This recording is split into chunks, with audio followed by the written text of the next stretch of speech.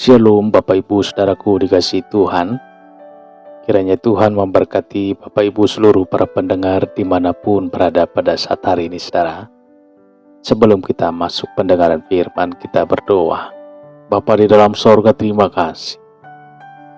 Pada saat hari ini kami mengucap syukur Tuhan, suatu kesempatan yang Tuhan berikan.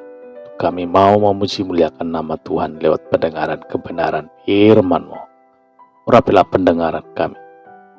Urapilah hati dan pemikiran kami, supaya kami dapat menerima kebenaran firman dan dapat kami mengerti. Dalam nama Tuhan Yesus kami berdoa dan mengucap syukur. Haleluya. Amin. Amin. Saudaraku dikasihi Tuhan, pembacaan firman tertulis dalam Lukas 6 ayat 36 saudara. Hendaklah kamu murah hati, sama seperti Bapamu adalah murah hati. Miliki karakter Kristus. Salah satu karakter Kristus adalah murah hati. Karakter murah hati adalah sangat mulia, saudara. Menangis dengan orang yang menangis. Orang yang memiliki karakter murah hati adalah orang yang tidak bisa melihat kesusahan orang lain. Saudaraku dikasihi Tuhan, ia tidak bisa diam dan berpangku tangan saat melihat penderitaan orang lain.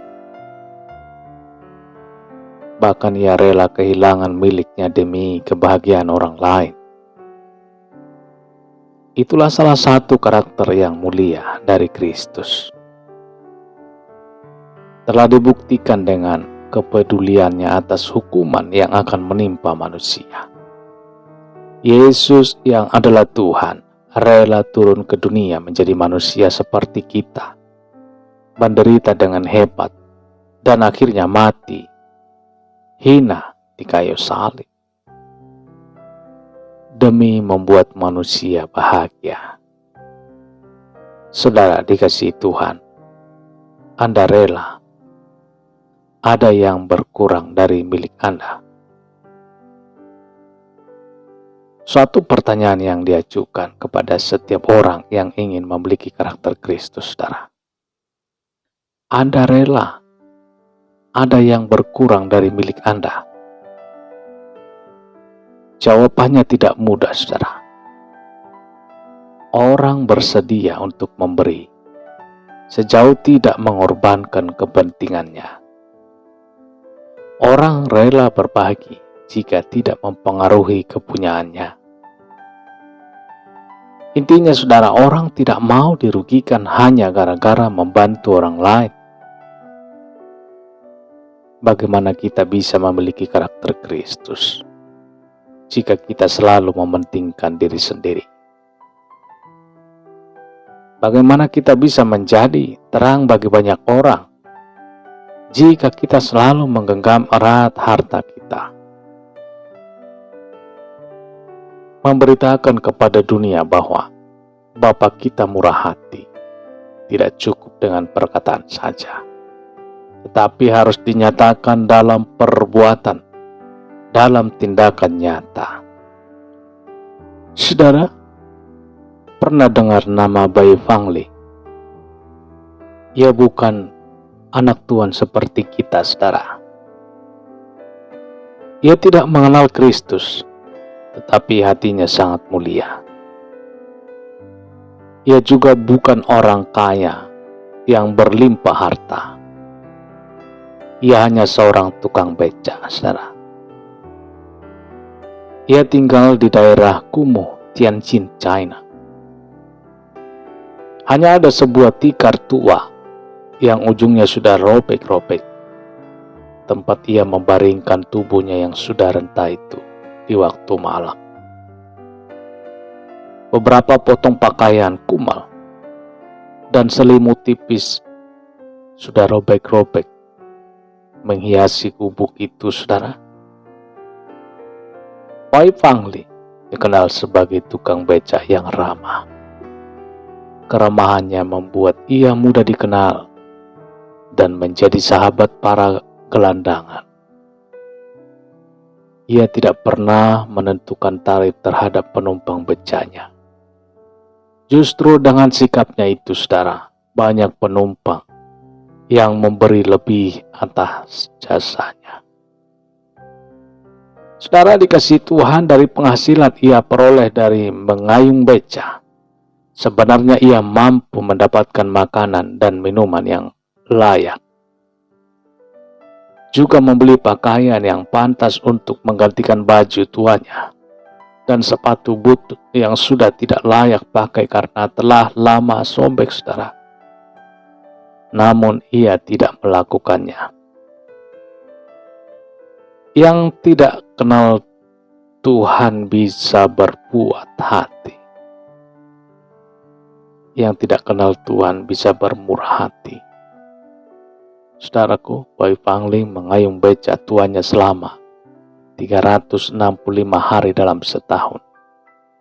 Ia tidak memperdulikan cuaca yang silih berganti. Baik pada saat badai salju turun yang membekukan tubuhnya, maupun ketika panas matahari yang sangat menyengat dan membakar tubuh kurusnya. Saudara, tidak apa-apa saya menderita. Hal yang penting, biarlah anak-anak miskin mendapat makanan yang layak dan bisa bersekolah. Saya bahagia bisa melakukan semuanya ini. Saudara, begitu jawaban. Bila ada orang yang menanyakan alasan mengapa ia mau berkorban sedemikian besar untuk orang lain tanpa mempedulikan dirinya sendiri. Bayi Pangling mengayung beca selama hampir 20 tahun demi memperoleh uang yang secara rutin ia berikan kepada yayasan yatim piatu di kota Tianjin. Saat usianya menginjak 90 tahun, ia mengantarkan tabungan terakhirnya sekitar 65 juta rupiah yang ia simpan dengan rapi dalam sebuah kotak. Ia menyerahkannya kepada sekolah Yaohua. Bayi Pangling berkata dengan nada sendu, saudara, saya sudah tidak dapat mengayung beca lagi. Saya tidak dapat menyumbang lagi. Ini mungkin uang terakhir yang dapat saya berikan. Saudaraku, semua guru yang ada di sekolah itu menangis. Bayi Pangling meninggal pada usia 93 tahun dalam kesederhanaan. Namun demikian, saudara, total sumbangan yang ia telah berikan kepada yayasan yatim piatu dan sejumlah sekolah untuk menolong sekitar 300 anak miskin sepanjang hidupnya hampir mencapai 500 juta rupiah.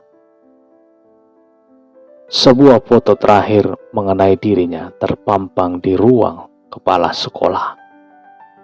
Di atas foto Bayi Pangling dibubuhi tulisan, sebuah cinta yang istimewa untuk seorang Bayi Pangling yang luar biasa. Saudaraku, apa hubungannya dengan ini? Apa hubungannya dengan kita? Tuhan mengajarkan kepada kita, hendaklah kita selalu bermurah hati. Hendaklah kita selalu bermurah hati. Sudah berapa banyak yang Anda persembahkan untuk membahagiakan orang lain? Atau sudah berapa lama Anda mempersembahkan milik Anda untuk meringankan penderitaan orang lain? Sudah tiba saat untuk kita merenungkan permintaan Tuhan pada hari ini, saudara. Anda tidak perlu kaya dulu untuk bisa membantu orang lain. Kristus telah memberikan segalanya demi kebahagiaan kita. Masa kan kita tidak mau melakukan permintaannya? Kalau tidak sekarang, kapan lagi, saudara? Bawalah terang ajaib itu kepada banyak orang yang membutuhkan. Kita berdoa. Bapa di dalam surga, terima kasih. Kami sudah mendengarkan kebenaran firman-Mu. Inilah Tuhan yang menjadi kekuatan baru dalam kehidupan kami. Untuk kami selalu mengandalkan Tuhan. Mengingat Tuhan. Sehingga kami mengingat sesama kami yang membutuhkan uluran tangan daripada kami. Tuhan, terpujilah nama-Mu, termulialah nama-Mu. Biarlah firman-Mu ini menjadi rema dalam hidup kami. Untuk kami selalu mengingat kasih Tuhan, pertolongan dan pengorbanan Tuhan di kayu salib. Hingga kami boleh dapat menjadi sama seperti Kristus. Menjadi saluran berkat bagi banyak orang. Terpujilah nama-Mu Tuhan. Termulialah Tuhan pada saat hari ini kekal untuk selama-lamanya. Haleluya. Sama-sama kita berdoa. Bapa kami. Bapa kami yang di sorga, dikuduskanlah nama-Mu. Datanglah kerajaan-Mu, jadilah kehendak-Mu di bumi seperti di sorga.